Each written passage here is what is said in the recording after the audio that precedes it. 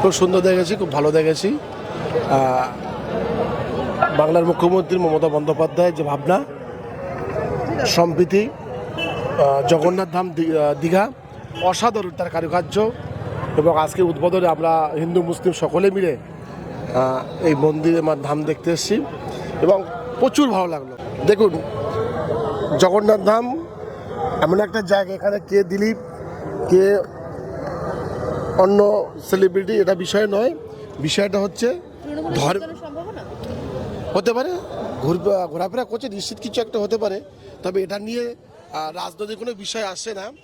আজকে বিশেষ করে মমতা বন্দ্যোপাধ্যায় বাংলার বুকে যে প্রতিষ্ঠানগুলো তৈরি করে যাচ্ছে সমস্ত ধর্মের মানুষের জন্য, এটা বাংলার সমস্ত রাজনৈতিক দল এবং সমস্ত স্তরের মানুষ তারা অন্য মাত্রায় নিচ্ছে, কারণ এটা হচ্ছে বাংলার সম্প্রীতি। আজকে বাংলার মানুষ, আমি একজন মুসলিম সম্প্রদায়ের মানুষ, আমরা শুধু বসিরহাট হালুয়া থেকে এসেছি।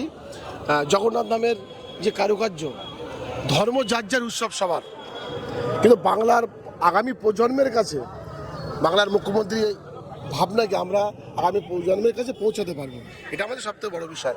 আমরা পর্যটন হিসাবে দীঘায় আসি, আরও বেশি করে আসব, বিশেষ করে এখানে আসলে সবাই কিছু একটা পাবে, তাই দিলীপ ঘোষও এসছে নিশ্চিত করে সেরকম কিছু পাওয়ার আশা।